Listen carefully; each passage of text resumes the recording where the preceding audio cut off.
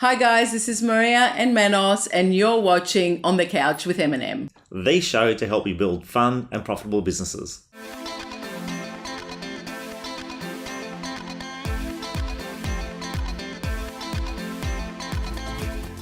On the Couch with Eminem is proudly brought to you by my admin partner and Beyond Figures Bookkeeping. Hi guys, and welcome to another edition of On the Couch with Eminem. Obviously you can see I'm flying solo and I'm not on the couch because today's going to be, in the famous words of Tom Panos, a bit of a rant. A couple of things happened this week, and I'm going to talk about these things. One was regarding an accountant analysing one of a directors outside of the EView Group, their business, and formulating a desk cost for each one of their salespeople. And I think it was a real dangerous way of approaching a sales business. That's number one. Number two, I'm going to be talking about property management. I know we've had a couple of discussions about property management, but the profitability of a property management division and allocating costs within a business for property management and giving you a false indication of where the profit actually is coming from. And third, the third thing I'm going to be talking about is when someone, a sales agent outside of our business again, came to me and says, look, I don't pay for drops and I don't pay for marketing material, I don't pay for this and I don't pay for that, and I'm on a great deal. I said, and I really want to clarify, everyone has a membership fee. Everyone pays for everything. You may not pay for it directly, but indirectly you're paying for everything. So let's just start with the first one, my rant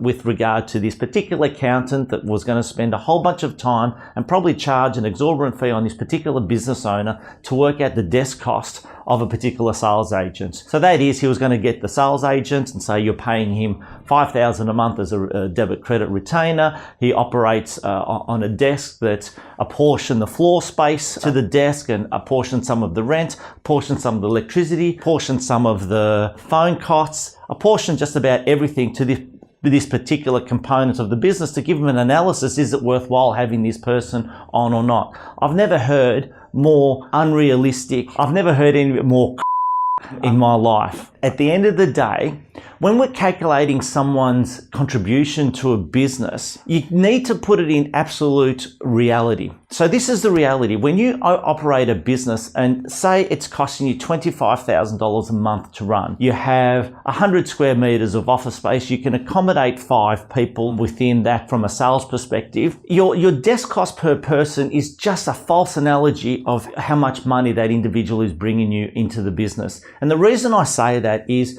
if you have a capacity to have 5 people in your business but you've only got 1, does that mean the desk cost for that particular person is $25,000? Of course not. It's the fixed expenses of the office that's $25,000. It's not allocated to the individual. If that individual goes out there and he's on a 50-50 split and goes and writes $20,000 in a particular month, they're contributing $10,000 worth of gross profit to your business. If you've got $25,000 in fixed expenses, that means you've still got to cover $15,000. Real simple maths. Don't get bogged down with accountants' language in working out desk costs and then formulating a plan. Keep it simple. Work out what an agent writes, what their commission split back to the office is, allocate any additional expenses to have that individual in the office. That is a cost directly to that person, not a desk. Desk doesn't cost you any money. It's a capital expenditure when you open up an office. The rent in the office is allocated whether you have salespeople in there or not. So be really diligent when speaking to some advisors with regard to profitability. You can tell I'm really passionate, so please give me a call if anyone wants some clarification. The second thing, property management. If I have a property management division in a business and they're taking up some desk space as well, but they're bringing in revenue of, say, 20,000 into the business, 10,000 goes in wages for the property managers, you're left with $10,000 worth of gross profit contributing to the office expenses. Okay, it's probably not going to be that high. It's probably going to be more like 5,000, 25% in revenue. But again, that is, if you're making a profit in your business, anything extra that your property management is delivering are over and above the fixed expenses contributed to that property management is profit. It's on your bottom line. So I want you to think like that. If you have a division of 200 properties and it's bringing you in that revenue of $20,000 a month, and after all wages, expenses for the trust accounting and all the subscriptions, you're left with $5,000. That's $60,000 that's going to your bottom line. Don't get swayed by accountants' allocation of a bit of rent and a bit of this, because I can guarantee you if that property management division was sold off and gone and left the business, I don't think your landlord's going to reduce your rent because you no longer have a property management division. So really important point there. And thirdly, my last rant of the day, and I take my motivation from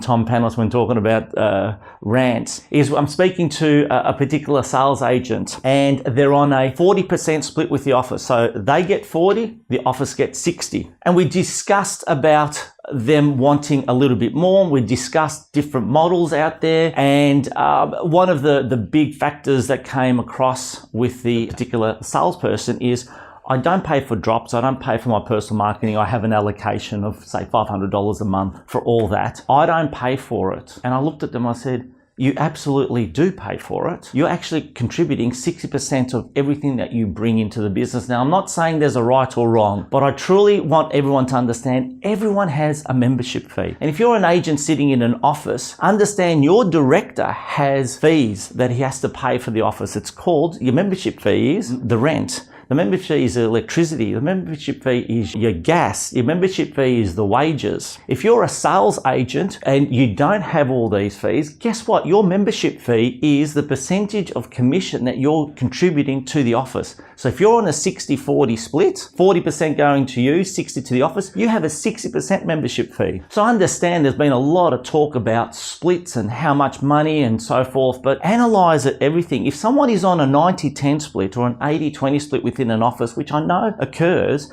but they're paying a desk fee and they're paying for some photocopying and paying for their PA at 90%, because I also get that. Oh, I don't pay for my PA. Yes, you do. If you've got a lower split, your higher percentage that you're giving back to the office is paying for that PA. So understand it all washes out in the maths. So if you're on 300,000 GCI, let's put it in real perspective, and you're on a 40-60 split, right? Even add your superannuation, you're probably going to be left with just around $130,000 PAYG.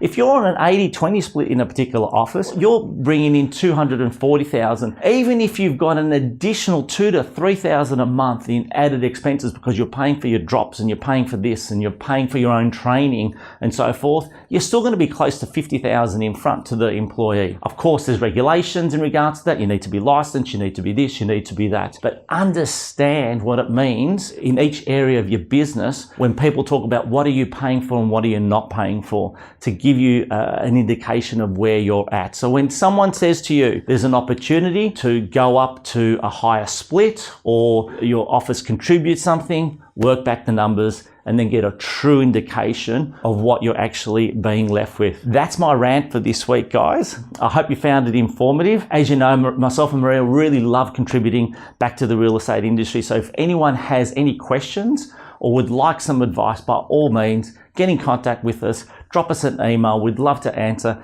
any questions or concerns. And as always, thank you for watching. Please tag someone you think may benefit, and we'll see you next week. Thanks for joining us again. On the Couch with M&M is proudly brought to you by my admin partner, the specialist in real estate trust accounting, and Beyond Figures Bookkeeping, the professionals in real estate financial administration.